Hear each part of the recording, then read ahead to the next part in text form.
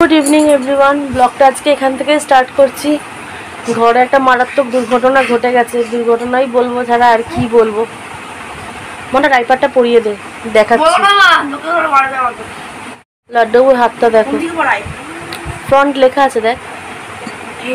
হ্যাঁ, এল এল যেখানে লেখা আছে এটা ব্যাক, এটাই সোজা, এটা ব্যাক।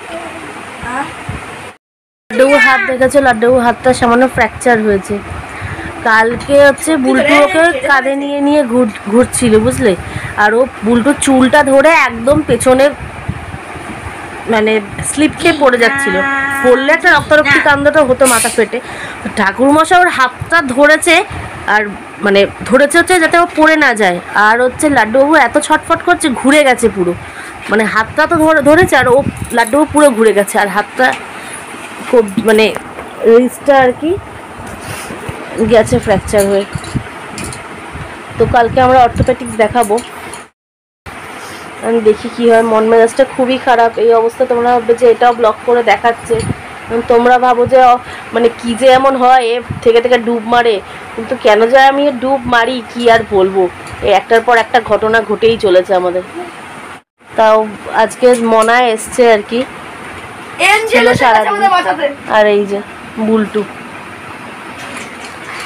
ডাক্তার এখন ব্যান্ডেজ তো করিয়ে দিয়েছে।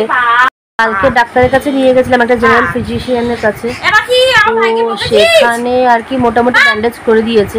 আজকে সানডে কোনো ডক্টর বসবে না। আর রিপোর্টটাও আমরা হাতে পাইনি, রিপোর্ট ঠাকুরমশাই নিয়েছে। রিপোর্টে লেখা আছে কিছু নেই, কিন্তু যে ডক্টর দেখেছে প্লেটটা কালকে পেয়ে গেছিলাম, উনি দেখছে যে সামান্য একটু ফ্র্যাকচার হয়েছে। এখন কালকে হাড়ের ডাক্তারটা দেখাই, ওনারা তো বেশি ভালো বুঝবেন, কারণ সারাক্ষণ এগুলো নিয়ে ঘাটাঘাটি করছেন। তো উনি কি বলেন, কি সাজেস্ট করেন সেটা একবার শোনা দরকার।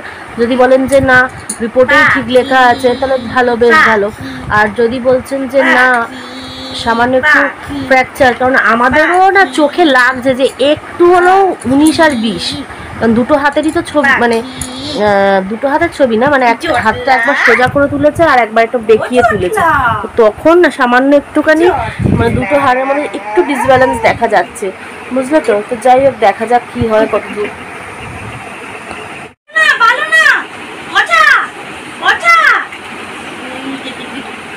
মনে হাতটা আর কি ওটার উপর তুলে রাখ, এই যে এটার উপর আস্তে করে, আস্তে আস্তে। হাতটা দেখো, তোমাদের দেখাই কতটা ফুলে গেছে, অনেকটা ফুলে গেছে। আর ওর হাতটা নাড়াতেও খুব প্রচন্ড কষ্ট হচ্ছে, দেখেছো হাতের এইগুলো কতটা ফুলে গেছে। জানি না ক্যামেরা কতটা জাস্টিফাই করছে। ওই হাতটা দেখো আর এই হাতটা দেখো।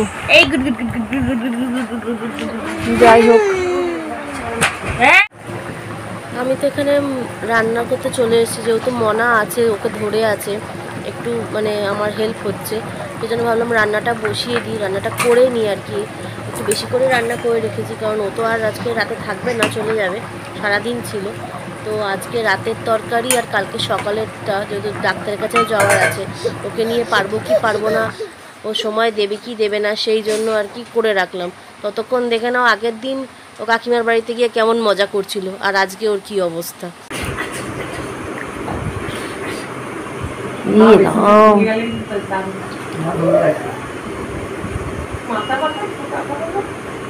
বেসিনের সাইজটা তোমাদের ভীষণই ছোট। বেসিনে বসে কাকিমার সাথে এত মজা করে স্নান টান করলো, শুধু রাতটা পোহালো, ব্যাস পরের দিন সকালেই এই কাণ্ড।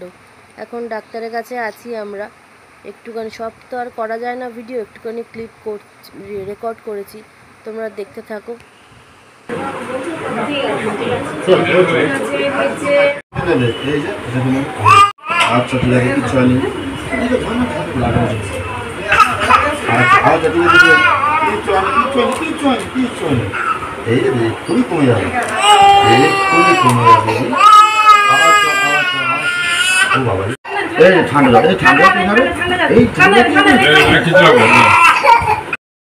যেহেতু চুলবুল আছে সেহেতু ভাবলাম যে একটু রান্না করে রাখি।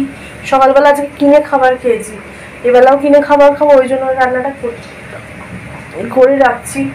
তারপরে রান্না হয়ে গেলে খেয়ে ঘরে একটু বসবো। হীরা মাসিরা এসে কেন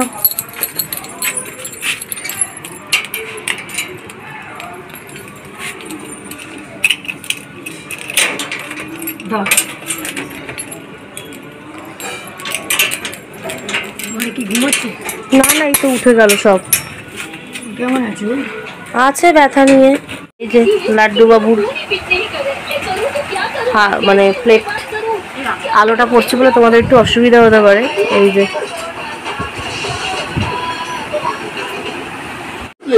কত ছোট ছোট আঙ্গুল।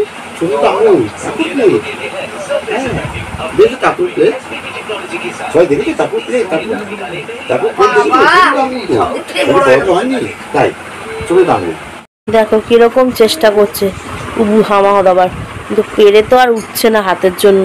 মর্নিং এভরিওয়ান, আজকে হলো নেক্সট ডে। কালকে আর ব্লগ করতে পারিনি, কারণ হচ্ছে আমার সবাই তো ছিল, আসলো মানে হীরামাসি আসলো, মাসি শাশুড়ি আমার হীরামাসি তোমরা জানো, আর কাকিমা এসেছিলো, তারপরে রানাদারা এসেছিলো, সব এসেছিলো। তো সবাই যখন এক এক করে চলে গেল, লাড্ডুকে আর থামানো যাচ্ছিল না। অতজন লোকের মাঝখানে লাড্ডুকে নিয়ে তো যে মানে ভিডিও করবো, এখন তো বাচ্চাটা সুস্থ না, কারোর কাছে যাচ্ছে না, আমার কাছেই থাকছে। একটু প্রবলেম হয়ে যাচ্ছে, কারণ হাতটাও দেখে দেখে রাখতে হচ্ছে সব কিছু নিয়ে, বুঝলে। হাতটা খেলার বসে তো তুলছে, কিন্তু ওই যে কান্নাকাটি আরম্ভ করে দিচ্ছে। আজকে অর্থোপেডিক দেখাবো একটা। আর হচ্ছে ব্লগটা বেশি বড় করতে চাইছি না, জানো তো, তাড়াতাড়ি শেষ করে দেওয়ার মানে ইচ্ছা আছে।